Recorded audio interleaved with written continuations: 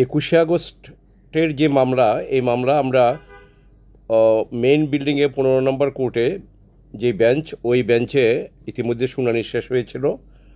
তো গত বৃহস্পতিবার রাতে আমাদের হাইকোর্টের যেই কজ লিস্ট হয় কার্যতালিকা, সেখানে আমরা দেখলাম যে আগামীকালকে দ্যাট ইজ 1 তারিখ রোববার ওই কোর্টের আইটেম নাম্বার 54 এবং 55, এই দুইটা আইটেমে আপনার এই মামলার রায়ের জন্য রায় প্রনাউন্স করবেন কোর্ট, ওই জন্য এটা নির্ধারিত আছে।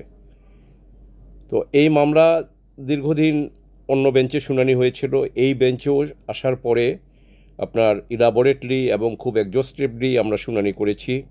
বিশেষ করে শেষ দিন কয়েকদিন আগে, এটা যেদিন কোর্ট এটা করে আপনার আর্গুমেন্ট শুনানি শেষ করলেন, ওই দিন আমি বিভিন্নভাবে আইনের বিভিন্ন ব্যাখ্যা দিয়ে দুটা জিনিস আমরা এস্টাবলিশ করার চেষ্টা করেছি যে এই মামলার দ্বিতীয় চার্জশিট যেটা, সেটা যেমনি গ্রহণযোগ্য নয়, প্রথম চার্জশিট যেটা, সেখানেও এই মুফতি হান্নানকে আপনার রাজসাক্ষী হওয়ার একটা প্রস্তাব ছিল।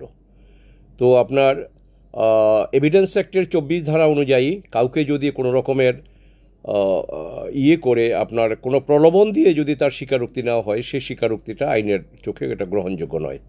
মোরওভার এই অন্য কোএকিউজডের স্বীকারোক্তি দিয়ে অন্য আসামিদেরকে সাজা দেওয়া যায় না, এটা সেটেলড প্রিন্সিপাল।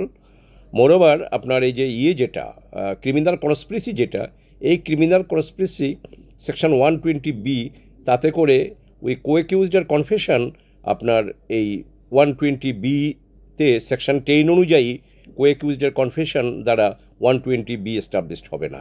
এটা আমাদের ইন্ডিয়া পাকিস্তানের বিভিন্ন সুপ্রিম কোর্টের ডিসিশন, এবং আমাদের সুপ্রিম কোর্টে বিশেষ করে মুফতি হান্নানের মামলা, যেটা সিলেটে আনোয়ার চৌধুরী সাহেবের যেই মামলায় তাকে শেষ পর্যন্ত তার ফাঁসি কার্যকরী করা হয়েছে, ওই মামলায়ও তার 302/120B ছিল, এবং সেটা অ্যাপেলেট ডিভিশন তার কনভিকশনটা সাস্টেন করলো, সেন্টেন্সটাকে বহাল রাখলো, বাট কনভিকশনটাকে 120B থেকে 302/109-এ এনে তারপরে তার মানে এই কনভিকশন অল্টার করে সেন্টেন্স বহাল রাখলো, অর্থাৎ তার ফাঁসি পরে কার্যকরী হলো। সেখানে স্পষ্ট অভিমত ছিল আমাদের সুপ্রিম কোর্টের, আমাদের অ্যাপেলেট ডিভিশনের, যে 120B হবে না, কারণ কোএকিউজডের কনফেশন দিয়ে 120B সেকশন 10 অনুযায়ী এটা এস্টাবলিশ করা যায় না।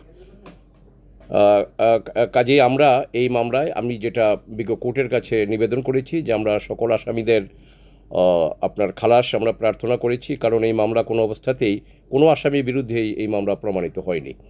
আর যদি দেখা যাচ্ছে যে এই মামলা আপনার কোনো আসামির বিরুদ্ধেই আইনানুগভাবে এটা স্ট্যান্ড করে না, বা তারা যদি খালাস পেতে পারে, সেক্ষেত্রে তারেক জিয়া সাহেব এবং আপনার কাজী কায়কোবাদ, অন্যান্য যারা এই মামলায় আপিল করেননি, এই আপনার নন অ্যাপিলিং অ্যাকিউজড যারা আছেন, যাদের আপিল নাই বা কোনো 561A মতে কোনো প্রেয়ার কোর্টের সামনে নাই, সেক্ষেত্রে ওই যদি সমস্ত আসামিরা খালাস কোর্ট মনে করেন যে না, মামলা কারো বিরুদ্ধে প্রমাণিত হয় নাই, সেক্ষেত্রে এই নন অ্যাপিলিং অ্যাকিউজড হিসাবে ওনারাও সেই বেনিফিটটা পেতে পারেন।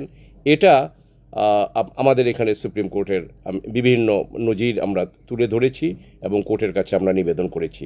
কাজে আমি আশা করব যে যেহেতু মামলা কোনো আসামির বিরুদ্ধেই প্রমাণিত হয়নি, কাজেই এই নন অ্যাপিলিং অ্যাকিউজড হিসাবে তারেক রহমান সাহেব বা অন্য যারা আছেন, কাজী কায়কোবাদ এবং অন্যরা, তারাও এই বেনিফিট পাবেন। এভাবে কোর্টের কাছে আমরা নিবেদন রেখেছি। তো কোর্ট কি করবেন এটা কোর্টের বিষয়। আমাদেরকে খুব অ্যাংশাসলি উই আর ওয়েটিং। আশা করি এই মামলায় আমরা ন্যায় বিচার পাবো এবং এই আসামিরা খালাস হবে। কারণ কোনো মামলায় এত দীর্ঘদিন, সে 2004-এর ঘটনা, লাস্ট চার্জশিটটা হলো গিয়ে 2011-তে, এই যে 7 বছর 8 বছর এই মামলা ফার্স্ট চার্জশিট থেকে মিলে সেকেন্ড চার্জশিটের পর্যন্ত টোটাল 7জন আপনার ইনভেস্টিগেটিং অফিসার ছিল। তো সেখানে দেখা গেছে যে না, যে আপনার যথাযথভাবে তদন্ত হয়নি। এই মামলার ঘটনার জন্য কারা দায়ী সেটার কোনো, এবং কারা, এমন কেউ নাই, এমন কোনো সাক্ষী বলে নাই যে অমুককে আমি দেখলাম যে সে গ্রেনেড মেরেছে, বা কারো স্বীকারোক্তি তো এই কথা নাই যে আমি গ্রেনেড মারলাম। অথচ এটা আপনার তদন্তে বের হয়ে আসা উচিত ছিল, এবং আমি মনে করি যথাযথভাবে তদন্ত হয়নি। আমরা কোর্টের কাছে আবেদন নিবেদন সবই রেখেছি। এখন কোর্ট কি করে এটা আমরা সেই আগ্রহ সহকারে আমরা অপেক্ষা করছি।